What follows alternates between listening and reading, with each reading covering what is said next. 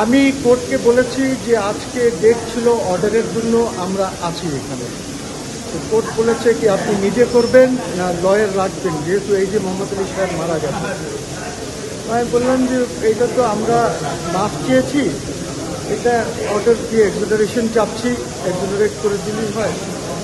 ওনারা বললেন যে আমি তো জিজ্ঞেস করেছি যে আপনি নিজে করবেন না রাখবেন কাউকে।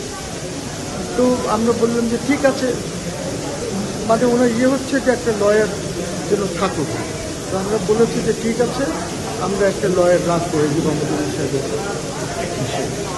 এখন আপনি নিঃশর্ত ক্ষমা চেয়েছেন, কি বলেন? মানে নিঃশর্ত ক্ষমা তো আগেই দিয়েছি, আজকে অর্ডারের জন্য ছিল। কবে ডেট দিয়েছে? কবে? 21শে জুলাই। সেটা কি শুনানি না আদেশ? ওই অর্ডার। নগদের কাছে সব গ্রাহকই প্রিয়, তাই তো সারা দেশে ক্যাশ আউট চার্জ সবচেয়ে কম। এখন তো আরেকটা